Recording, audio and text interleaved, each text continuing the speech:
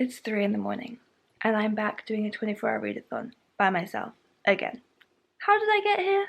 Let's flashback. Welcome back to my internet feud. So a few months ago, this totally trash booktuber called Emma Tobias asked me to make a TBR for her. So I created an amazing TBR full of fantastic books, which she then spent a month reading. And I told her very clearly, if you don't like these books, we're not going to be friends and we're going to be in an internet feud. And you know what? She liked some of them, and she was mostly quite nice about them. But we had some differing opinions, which, as you know, means we're officially in an internet feud. I will link to her video below if you want to go and check it out, obviously only to leave hate comments. But now, the feud continues, because now Emma has sent me a TBR that I have to read. And I've got no idea what's going to be in it, but she's told me that I think it's going to have some romance books in it, which is a genre that I never ever read. We have pretty different tastes in general, so probably this is going to be a TBR full of books that I hate, but who knows, I guess I'll give them a chance. I read Guru Gossip, I keep up with book Twitter drama. I know that insulting romance books does not bring you anywhere good. So it's possible that not only will I be in a feud with Emma Tobias, which I'm okay with because she sucks anyway, but I might end up in a feud with you guys, which would be sadder. So it is with trepidation that I'm opening up this video to see what books I have to read. This is Rosanna Can, in honor of you, Emma. It's not great. I am going to set a few books for your May TBR. You and I have been friends for many years. We're not friends, we're enemies. I would consider you one of my closest friends. You're a fool. And to this point, I intend to destroy you with these book choices. You did this for me in February. It was a lot of fun.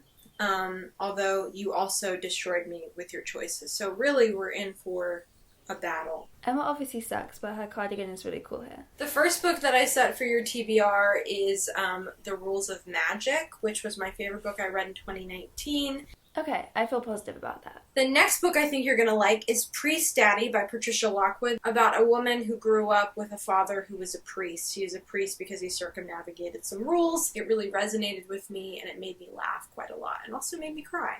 So it was a great mix. Okay, that sounds interesting. I don't generally like memoirs. I can't think of a memoir I've ever liked. But the topic sounds interesting. Now to the ones I'm unsure about. The first one is One Day in December. I thought about this book for you because you told me to read One Day by David Nichols, and One Day and One Day in December have a lot of similarities. I didn't read One Day, you know this, but I've seen the movie, so basically the same thing. One Day in December is about two people who can't seem to get their romance right. Not a lot of people like this book. A lot of people do like it, so it's a little bit polarizing. Okay, so this is where I get nervous, but it sounds nice. Next book I have for you is The Hating Game.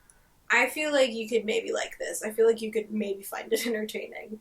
It's a super popular romance book about two people who are rivals in their workplace and who hate each other. See, these are the kind of things, if you pitch that to me as a movie, I would be so in. I love that kind of story in a movie. I've just never really enjoyed it in a book. Next we have The Wicked and the Wallflower. Even just that cover, I cannot. I'm judging this fully by the cover, but I would never pick that book up. This is a historical romance. Oh my god. It's historical and romance. So saving the book that I am most worried about for last. It gets worse? It's a book that I reread quite often. Read it every couple years. And it's definitely dated. And that is Dance Upon the Air by Nora Roberts. Nora Roberts is the queen of romance. I wanted to pick one of her books, and I wanted to pick one of my favorite books by her, and my favorite is Dance Upon the Air. It's always so stressful as well when it's someone else's favorite book. This is a very practical magic-esque book, so there's a theme happening in this TBR, about a woman who's running away from her past, so there is a thriller element, which I know you love, okay, and finds sort of her own found family on this island off the coast of Massachusetts. It's very cozy, it's exciting, I really enjoy it, you might hate it, but you chose The Circle for me, which obviously I didn't like, but obviously that's okay. That is my list for you, Emma. I hope you enjoy at least one of them. If you hate any of these books, It's not like I don't know where you live. Love you. Happy reading. She's such a little bitch. Here's my plan. Now that I've seen this and now I know what's on there, this may be ambitious. I'm going to read this TBR as a 24-hour readathon. I can't believe I just committed to that. Literally, every time I do a 24-hour readathon, I say, that's the last time, Emma. I'm not doing that again for months until I've recovered. And here I am, I'm going to do it again. And I think I'm going to do it this weekend. What is wrong with me? I feel quite excited though. I feel like the first two I'm genuinely excited about. The middle two I think I will enjoy. I think I will have fun with. Like the covers looked cool and quirky and fun, so I think I will enjoy them even if they're not like my favourite books ever. The last two I think I'm going to hate. I think I'm going to struggle to get through them. And so here I am. It's 3 a.m. I am by myself. I so nearly, when my alarm went off, was just like, nah mate, I'm going back to bed. But I'm doing it. I'm committed. This is fully terrible.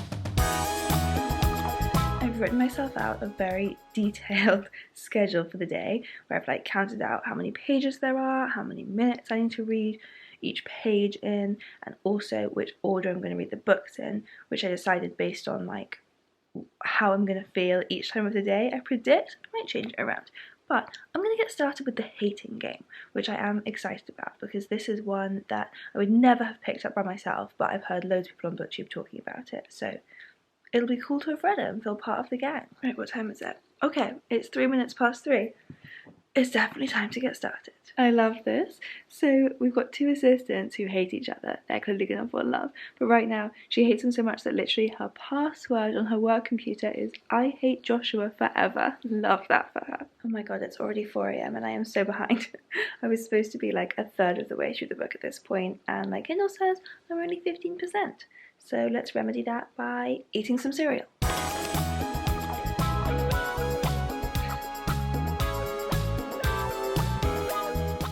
This book just got very sexy. It is too early in the morning for this. I love it. They love each other. Who knew I was going to love romance so much?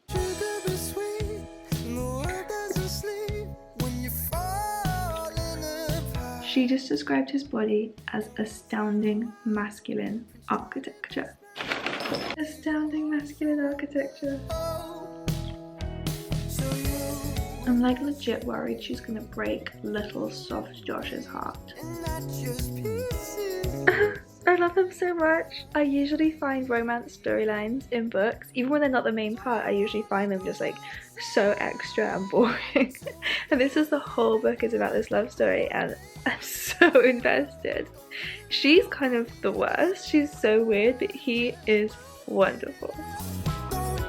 Okay, here's something that I don't get, and I feel like it's going to be explained, but why does Josh have this obsession with nice guys and the fact that he's not nice enough? Like, if you want to be nice, just be nice. If I never read the word nice again, I'll be okay. So she's just met the parents, and after being introduced to the mother then calls the father over and goes, Anthony, come look at this little thing, being her. That is awful, but also I would love it if someone introduced me that way.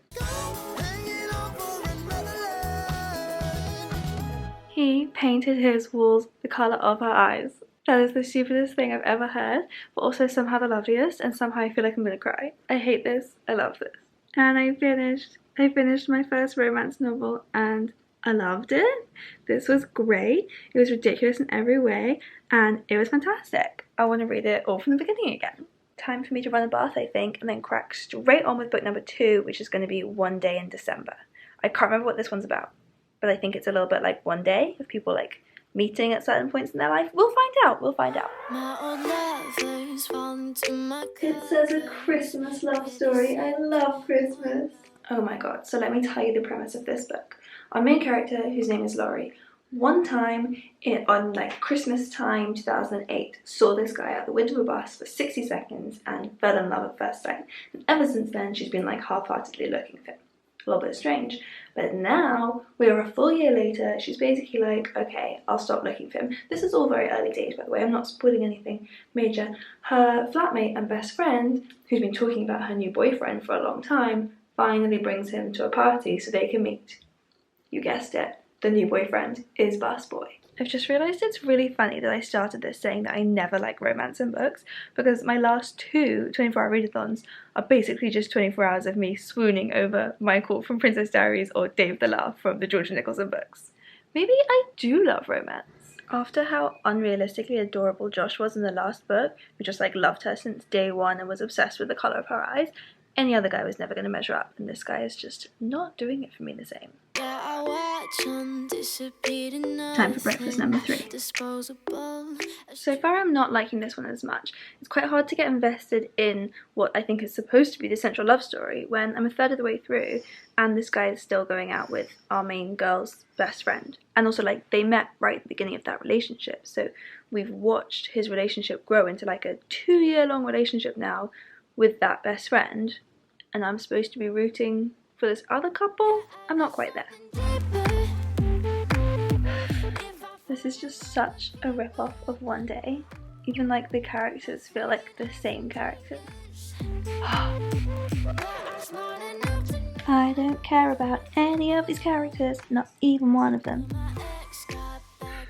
Like, I already know where this is going. Jack and Laurie are gonna end up together, even though I hate both of them and hate everyone in this whole book. So, do I have to keep reading just to watch that play out? What I'm gonna do right now is go and get my next snack of the day. And it's finally warm enough to be outside. I actually tried coming out here. First, I think at 5:30 I tried coming out here, but it was too cold, so I instantly went back inside. But now it is lovely and sunny. This will make me enjoy this experience way more.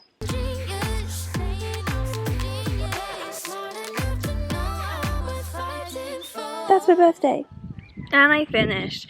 That one was definitely not for me. The ending was really cute. It had this like rom-com style ending, which if I cared about any of the characters would have been amazing, but because I didn't, I just was rolling my eyes the whole way through. So 2 stars for that one, so is Emma.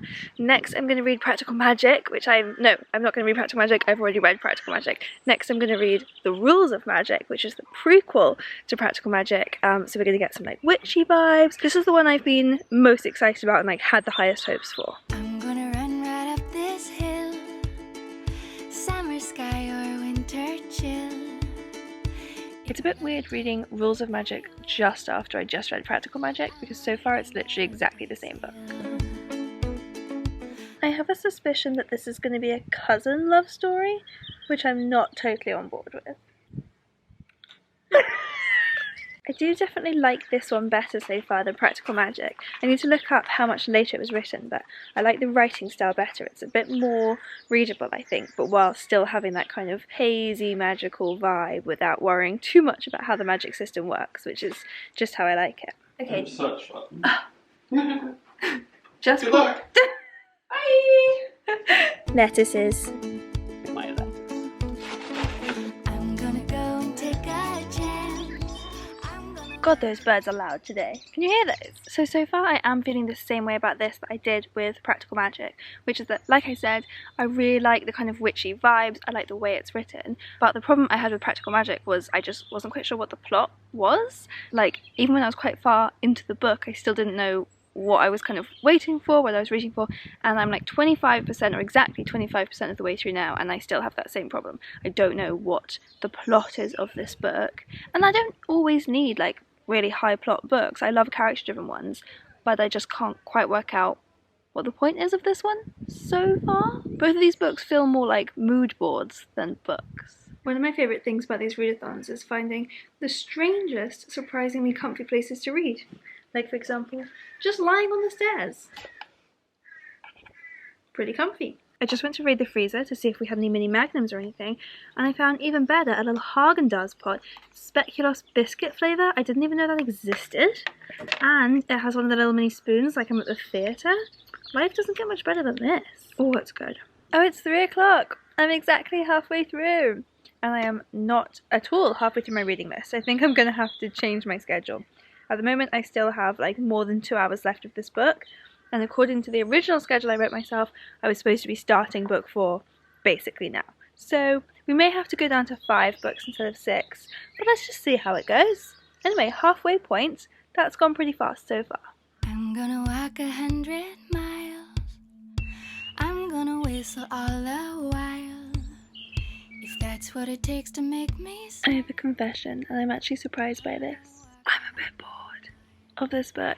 It's a shame because I was really excited about this one, and I think it's really gorgeously written, but the fact that it doesn't have a plot that I can identify really makes it hard to get into. And even the characters, it's not like it's a super character-driven book because you're actually quite detached from all of them. I don't feel like I understand any of them as characters. So it's really just driven by the atmosphere and the vibes rather than plot or characters. And that just isn't enough for me to keep me hooked. So I'm halfway through and I'm a bit bored. Having another pause, I have eaten well today, having just had my ice cream. Now my family wants to do a little tea and fruitcake break in the garden, which is very sweet, so I'm gonna go have some fruitcake. learn a little something about romance. I'm gonna go and take a chance. I'm still bored. There's so many lovely things about this book. I really like the kind of references to real things that happen. So it's set in the 60s, so it feels really grounded in this particular time.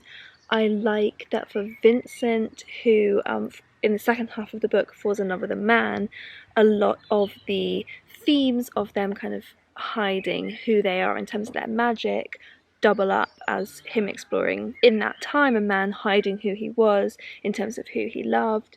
So all of that is really lovely, but I just don't get where the book is going. I just don't feel connected to the characters or the story, which is such a shame because this book has been really, really popular. Loads of people loved it. I feel like I'm missing out, kind of. Okay, I'm heading off on my walk. I tried to bring Hippo with me, but she got taken on a walk this morning by my dad and my sister, and she got bitten on her nose by a little spaniel that she went to say hi to, which had obviously really scared her. But I tried to take her for a walk just now, and she literally just like folded herself into a ball on the ground, like, no, not coming. I would have filmed it, but she was already so stressed and she doesn't like being filmed, so I didn't. So, it's just me and the rules of magic. Oh my god, walked into the sun, I look like a ghost. I wanna hold the whole wide world right here in my open hands. And maybe I'm just a little girl with great big plans. I feel like I need like a Spark Notes chapter by chapter to tell me what's actually going on, because I'm very confused. So here's something I'm definitely confused on. In both books, this and Practical Magic, they have this whole theme of love more. The last line of Practical Magic was fall in love whenever you can, and that's been repeated through here. And yet, the Owen sisters have this curse on them where anyone who loves them dies. So I guess maybe it's like fall in love, it's better to have loved and lost than never to have loved at all. Might be the idea that they still like lived these love stories, but it seems a bit harsh because they're not the ones that die. It's like they just keep letting people fall in love with them who die, and then the moral is like, yeah, just keep doing that? I don't get it. There's some goddamn alpacas. Hey alpacas. Ow, I just got stung by a stinging nettle. They're always so much more painful than I think. I've just seen Archie walking towards me and laughing at me and imitating me. I know that having wine is exactly the wrong thing to do for a 24-hour readathon, but... And I finished The Rules of Magic, only 3 hours behind my original schedule, doing great. So that one was a bit different from the others on this list because that wasn't a romance book. It was just a book that was like very much about love. Whereas the next one I'm going to read is like the most romancy of romances. I'm so nervous about this one. This one's called Wicked and the Wallflower, and it looks like something I'm going to hate. I mean, Emma picked this one on purpose to make me laugh. It's like a historical romance. The cover was so cheesy. Maybe I'll love it. Who knows? Let's go in positive.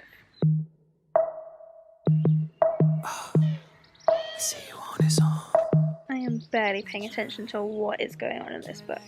We've got Jukes, don't care. Someone needs an heir, don't care. This girl's name is Felicity Faircloth, don't care.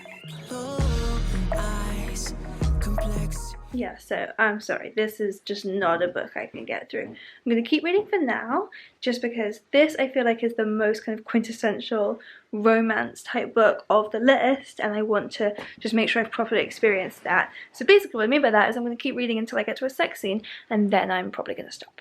20% in and still no sex? The Hating Game was sexier than this one. I'm going to pause for some dinner. I actually don't feel like I understand what's going on in this plot. Is there a plot?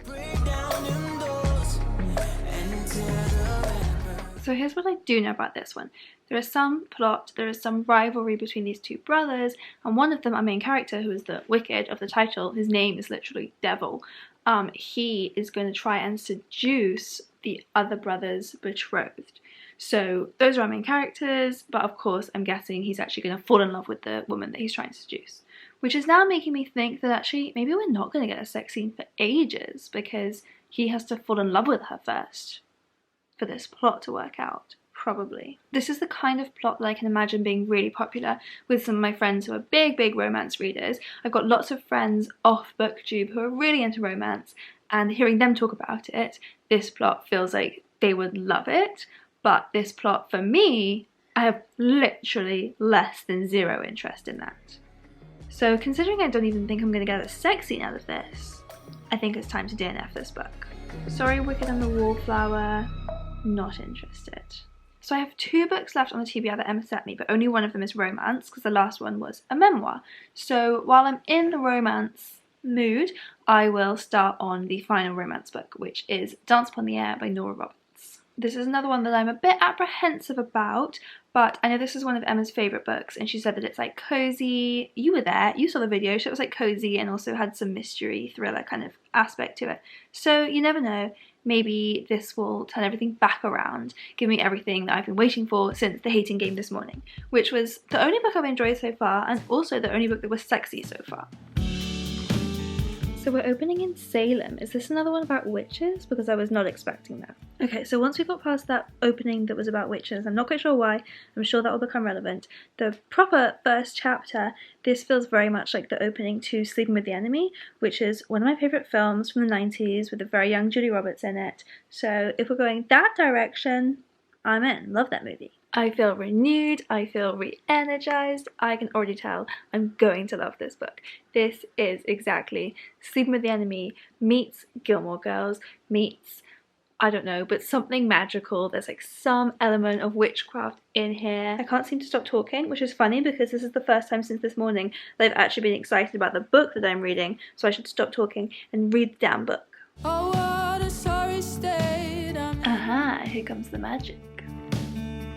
Not there, but barely breathing through the air you left today.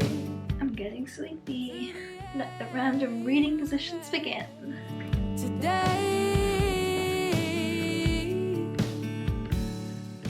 You know what's funny is that of all the books on Emma's TBR, this was the one I was most dreading reading. Like, I knew that Wicked and the Wallflower would be my least favourite, but I think, like, I was okay with that. Like, Emma knew I wouldn't like it, I knew I wouldn't like it, that's fine. Whereas this one, it means so much to Emma, she loves this book so much, and I thought that it would be my second least favourite. Like, I just wasn't interested in it, I thought I would struggle to read it. And actually, I am loving it, genuinely. It's got all the ingredients of, I didn't even want to say like all the ingredients of books that I like, because it's actually really different from anything I've read before. It's just got all the ingredients of a brand new reading experience for me.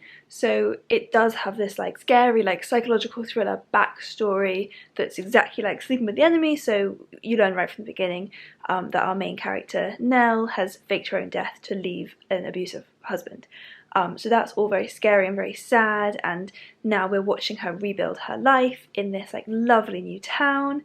So that's really charming and cozy, as well as still being like sad and deep when you see the trauma that she's coping with.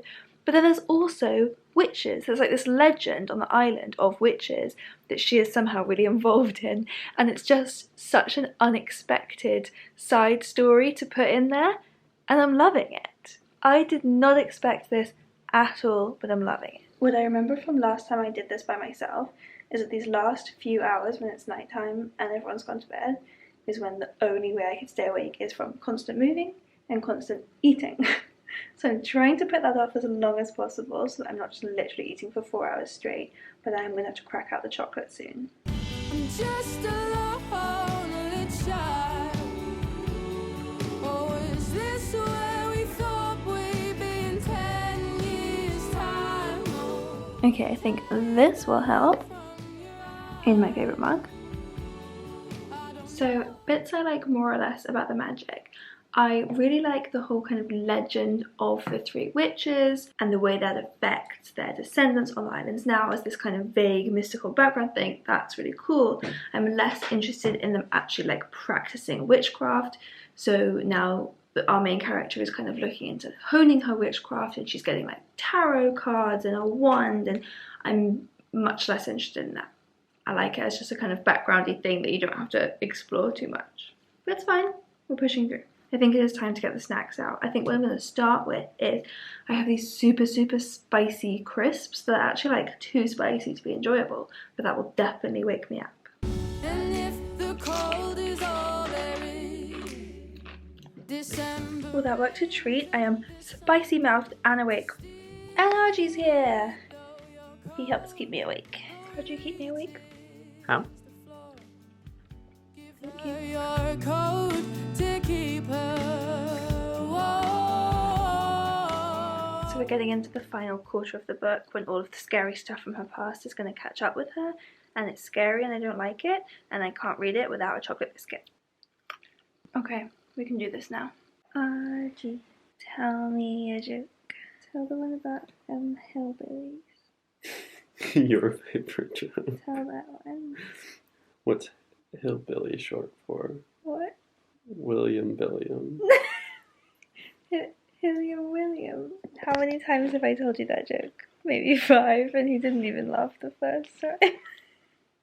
It does get funnier each time I tell it, though. Look, we'll test that theory on you guys. What's hillbilly short for? William.